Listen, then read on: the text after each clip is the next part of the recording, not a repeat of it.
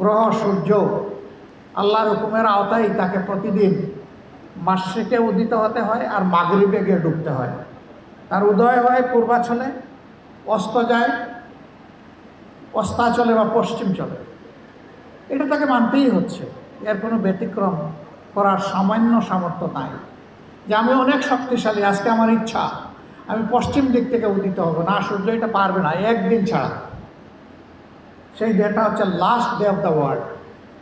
দুনিয়া যেদিন ধ্বংস হবে সেই দিন সূর্য আর পূর্ব দিক থেকে উদিত না হয়, ওই দিন উদিত হবে পশ্চিম দিক থেকে। আর যখন মধ্যাহ্ন হবে, মিড ডে যখন হবে, তখন দুনিয়া তছনছ হয়ে যাবে, এই দুনিয়ার আর কোনো অস্তিত্ব থাকবে না। এর আগ পর্যন্ত আল্লাহ তাকে যেভাবে হুকুম করে দিয়েছেন, এই হুকুম এই মডিউলই তাকে মেনে চলতে হবে। এর বাইরে যাওয়ার কোনো শক্তি তার নেই, এই ডিসিপ্লিনের ভিতরে থাকতে হবে। এরকম যতগুলো সৃষ্টি আছে সব কিছু আল্লাহ তাআলার হুকুমের অধীন। আল্লাহ তাআলা শুধুমাত্র দুটি জাতকে স্বাধীন করে দিয়েছে, একটা জিন আর একটা মানুষ। আবার জিনের উপরে মানুষকে আল্লাহ তাআলা একটা মর্যাদা দান করেছেন, যেটা জিনকে দেননি। সেই মর্যাদা হচ্ছে আল্লাহ তাআলার সৃষ্টির ভারসাম্য, সৌন্দর্য এবং শৃঙ্খলা রক্ষার দায়িত্ব, ক্ষুদ্র কথায় খেলাফতের দায়িত্ব। এ দায়িত্বটা শুধু মানব জাতির জন্য। ওয়াইজ ক্বালা রাব্বুকা লিল মালাইকাতি ইন্নী জাইলুন ফিল আরদি খলিফা।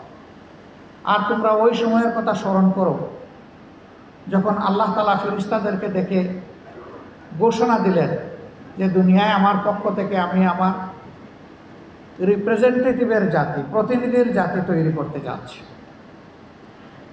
এর চাইতে বড় কোনো সৌভাগ্য মানব জাতির হতে পারে না। গোলাম তো সবাই, দাস সবাই, কিন্তু মানব জাতি আল্লাহ তাআলার প্রতিনিধি। বাংলাদেশে বিভিন্ন দেশের এনভয় আছে, ফরেন মিশন আছে, সেখানে কেউ অ্যাম্বাসেডার, কেউ হাই কমিশনার, সেই হিসাবেই তারা দায়িত্ব পালন করেন। তিনি একজন ব্যক্তি নন, তিনি একটি দেশ। তিনি তার দেশকে আমাদের দেশের বুকে প্রতিনিধিত্ব করেন। ঠিক অনুরূপভাবে আমাদের দেশের বিভিন্ন জায়গায় হাই কমিশনার এবং অ্যাম্বাসেডার আছেন, তারা আমাদের দেশকে প্রতিনিধিত্ব করেন। কিন্তু তিনি প্রতিনিধির মর্যাদা ততক্ষণ পর্যন্ত নির্দিষ্ট দেশে ভোগ করবেন যতদিন তিনি বাংলাদেশের প্রতি অনুগত থাকবেন। তিনি যদি বাংলাদেশের বিরুদ্ধে গিয়ে রিভল্ট করেন, তাহলে শুধু প্রতিনিধিত্বের মর্যাদা হারাবেন না, বিশ্বাসঘাতকতার কারণে তার সর্বোচ্চ শাস্তি নিশ্চিত হবে এবং এই শাস্তি তার একেবারে মৃত্যুদণ্ড পর্যন্ত হতে পারে। মর্যাদা যেমন আকাশচুম্বী, শাস্তিও তেমন কঠিন, এটি স্বাভাবিক। আল্লাহ তাআলা মানব জাতির জন্য সেই পথ রচনা করে রেখেছে। মানব জাতি যদি আল্লাহ তাআলার ডিরেকশন অনুযায়ী, আল্লাহ যে কোড অফ কন্ডাক্ট মানব জাতির জন্য ঠিক করে দিয়েছেন, যতদিন পর্যন্ত মানব জাতি এই কন্ডাক্টের ভিতরে, কোড অফ কন্ডাক্টের ভিতরে থাকবে, ততদিন পর্যন্ত আল্লাহ তাআলার স্নেহভাজন হয়ে থাকবে, সম্মানিত হয়ে থাকবে, মর্যাদার সাথে থাকবে।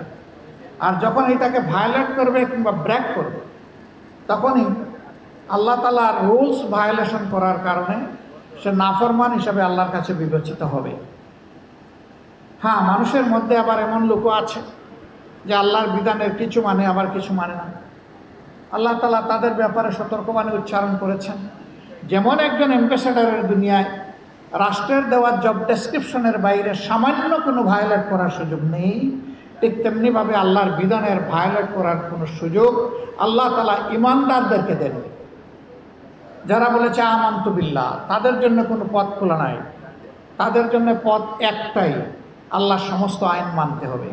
এ ফতোয়া আমার নয়, এ ফতোয়া স্বয়ং আমার আল্লাহ। আফা তুমিনুনা বিবাদিল কিতাবি ওয়া তাকফুরুনা বিবাদ। আমি যে কিতাব দিয়েছি, বিধান দিয়েছি, তোমাদের লাইফের গাইডলাইন দিয়েছি, তোমরা কি তার এক অংশ মানো, আরেক অংশের বিরুদ্ধে বিদ্রোহ করো, ছেড়ে দাও। ফামা জাযাউ ইল্লা খিজয়ুন ফিল হায়াতিদ দুনিয়া। এমন আচরণ করলে দুনিয়া আমি তোমাদেরকে অপদস্থ করব। আর যখন তুমি আসলে আমার কাছে ফিরে আসবে, ইলা শাদ্দিল আযাব, তোমাকে কঠিন শাস্তিতে আমি নিক্ষেপ করব। আজকে সারা দুনিয়ায় why we people are oppressed, we are second largest community in the world. এই কমিউনিটি যখন স্মলেস্ট ছিল, দুনিয়াকে তখন লাইট দেখিয়েছে, আলো দেখিয়েছে। এখন আমরা অন্ধকার কেন? আমরা এখন হিউমিলিয়েটেড কেন? আমরা কেন অ্যাপ্রিসিয়েটেড নই? এর মূল কারণ হচ্ছে আল্লাহর দেওয়া বিধানের সাথে আমাদের দূরত্ব বা এটাকে ছেড়ে দেওয়া। আমরা ফার্মলি কনসেপ্ট করি যতক্ষণ পর্যন্ত মানবজাতি আল্লাহর দেওয়া বিধানকে আঁকড়ে ধরবে বা ধরেছে ততক্ষণ পর্যন্ত মর্যাদায় থাকবে। আর এটা ছেড়ে দিলেই অপদস্থ হবে, যেটা আল্লাহর ঘোষণা। আল্লাহর কালামের একটা শব্দ তো দূরের কথা, একটা হরফও মিথ্যা হওয়ার কোনো সম্ভাবনা নেই। It is totally warranted. আল্লাহ তাআলা সূরা বাকারার প্রথম আয়াতে এটা বলে দিয়েছে, আলিফ লাম মিম যালিকাল কিতাবুল লা রাইবা ফীহ। দ্বিতীয় আয়াত, এমন একটি কিতাব যেটা স্বয়ং সম্পূর্ণ পরিপূর্ণ এবং এর মধ্যে কোনো ধরনের গ্যাপ নেই, সন্দেহ নেই, ত্রুটি নেই। ত্রুটি, গ্যাপ এবং সন্দেহ থেকে সম্পূর্ণ মুক্ত। আল্লাহ তাআলার এই সার্টিফিকেট দেওয়ার পরে আর কারো কাছ থেকে সার্টিফিকেট নেওয়ার কোনো প্রয়োজন নেই। এই রমজান মাস হচ্ছে কোরআন নাজিলের মাস। আমার ভাই বলেছেন বদর যুদ্ধের প্রথম বিজয়ের মাস, এবং এই মাসটি হচ্ছে মক্কা বিজয়ের মাস। সত্যিকার অর্থে এই মাসটি হচ্ছে মানবতার মুক্তির মাস। এই কোরআন শুধু মুসলমানের জন্য নয়, এই কোরআন সমস্ত মানব জাতির জন্য। শাহরু রমাদানাল্লাযী উনজিলা ফীহিল কুরআন হুদাল লিন্নাস বাইয়িনাতিম মিনাল হুদা ওয়াল ফুরকান। এটি সেই মাস, রমজান মাস, যেই মাসে আল্লাহ বলছেন যে আমি কোরআন নাজিল করেছি, সত্য এবং মিথ্যা পার্থক্য করে দেবে, এবং এটি সমস্ত মানব জাতির জন্য হেদায়েত। সম্মানিত ভাইরা, আজকে ইসলামের কথাকে তিন ভাগে ভাগ করা হয়েছে: মডারেট ইসলাম, পলিটিক্যাল ইসলাম এবং সুফিবাদী ইসলাম। আমরা মডারেট, পলিটিক্যাল, সুফিবাদী কোনো ইসলাম মানি না, আমরা টোটাল ইসলামকে মানি। কোরআন যা ধারণ করবে এটাই ইসলাম। রাসূল করিম সাল্লাল্লাহু আলাইহি সাল্লামের জীবদ্দশায় তিনি যা করেছেন, যা বলেছেন, যার অনুমতি দিয়েছেন, এইটাই ইসলাম। এর কোনোটাকেই খণ্ডিত করার কোনো অধিকার আমাদের নেই, এবং এর মধ্যে কোনো কল্যাণও নেই। এই জন্যে আমরা মানব জাতির প্রতি আহ্বান জানাই যে আসুন আমরা সবাই মিলে আল্লাহর দেওয়া, যিনি সবার স্রষ্টা, তিনি যে শ্রেষ্ঠ বিধানটি দিয়েছেন সেই বিধানের কাছে আমরা ফিরে যাই। বাংলাদেশ আমাদের প্রিয় জন্মভূমি। এখানে বহু দল, ধর্ম এবং ভাষার মানুষ আমরা একসাথে বসবাস করি। বর্ণ আমাদের কাছাকাছি, হয়তো একটা 19-20, ভাষাও মোরলেস কমন, কিন্তু তার কিছু ভিন্নতা আছে, দলের ভিন্নতা অনেক। এটা কোনো দোষের বিষয় নয়। কিন্তু আমার একজন সম্মানিত শিক্ষক বুয়েটের বলে গেছেন যে মতো পার্থক্য থাকা ভালো, কিন্তু কিছু জায়গায় আমাদেরকে ঐক্যমতে আসতে হবে। এটাকে আমরা ডিপলি অনার করি, ফিল করি, এবং এর জন্য আমরা চেষ্টা করি। আমরা সবসময় বলি রাজনীতিতে ভিন্ন মত থাকা এটা সৌন্দর্য, মত পার্থক্য সমস্যা নাই, কিন্তু মত পার্থক্য যেন মত বিরোধে রূপান্তরিত না হয়। আমরা এখন মত পার্থক্য করি না, এখন আমরা মতবিরোধ করি। এই জায়গায় আমাদের আপত্তি। জাতীয় স্বার্থের জায়গাগুলোতে মত পার্থক্য পর্যন্ত আমরা দেখতে রাজি না। এই জায়গাতে আমরা সবাই এক হয়ে যাওয়া উচিত। এরকম কিছু জায়গা আমাদের আছে। প্রিয় দেশের স্বাধীনতা, সার্বভৌমত্ব আমাদের একটি বিশাল জায়গা।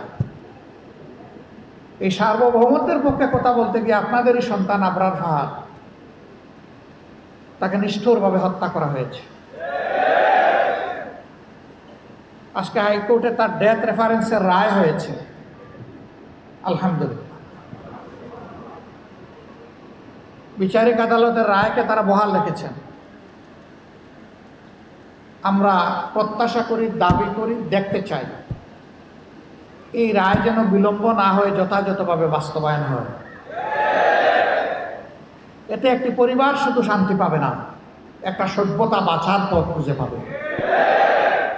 যে আগামীতে কেউ যদি এরকম করে তাকে একই রাস্তায় পাঠিয়ে দেওয়া হবে, ওই পথ তাদেরকেও ধরতে হবে। ওদের সাথে আমার জেলে দেখা হয়েছে। অনেকে এখন মানসিকভাবে পরিবর্তন হওয়ার কথা বলে, ভিতর দেখার দায়িত্ব আমাদের না, আল্লাহ ভালো জানেন। আমি তাদেরকে বলেছি, তোমরা তওবা যদি করো তাহলে আল্লাহ তোমাদেরকে হাসরের দিনের জন্য ক্ষমা করে দিতে পারেন, কিন্তু আল্লাহর হুকুম হচ্ছে যে দুনিয়ায় তার শাস্তি তোমাদেরকে ভোগ করতে হবে।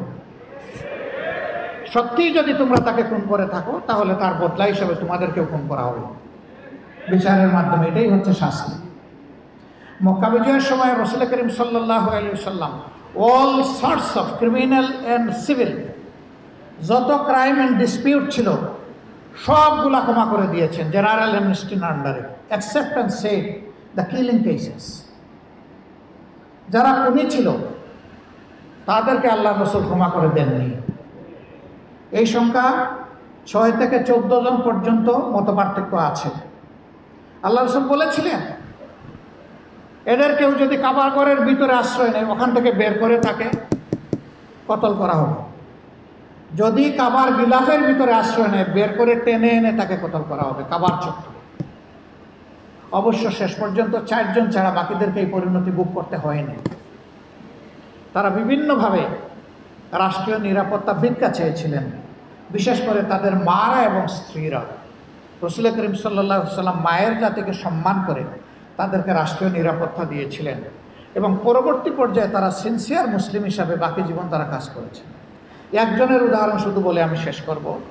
তিনি হচ্ছেন দুর্দর্শ আবু জাহালের সন্তান ইকরামা ইবনে আবু জাহাল। তিনি বাবার মতোই চরম সন্ত্রাসী ছিলেন, খুনি ছিলেন। সমাজের মানুষকে সীমাহীন জ্বালাতন তিনি করেছেন। প্রাণ হয়ে তিনি ইয়েমেনে পালিয়ে গিয়েছিলেন মক্কা বিজয়ের আগের রাতেই টের পেয়ে। বিজয়ের পরে তার স্ত্রী এসে যখন ঈমান নিলেন বললেন, হে আল্লাহ রাসূল, বদরের যুদ্ধে আমার শ্বশুর ফিনিশ, আমার স্বামী দুরাচার, প্রাণ হয়ে পালিয়ে গিয়েছে সেই এমনে। আমি অবুঝ বাচ্চাদেরকে নিয়ে আছি, আমি ইনসিকিউর ফিল করছি। আপনি কি আমার মতো একজন মেয়ে লোকের কান্না কবুল করে আমার স্বামীকে নিরাপত্তা দেবেন? আল্লাহ রাসূল কিছুক্ষণ চুপ থাকলেন। আল্লাহ তাআলার হয়তোবা নির্দেশে তিনি অপেক্ষা করলেন, ইশারার অপেক্ষা করলেন। এরপরে তার চোখ ছলছল হয়ে উঠল। কি কারণে ছলছল হয়ে উঠেছে তার ব্যাখ্যা আল্লাহ ভালো জানেন।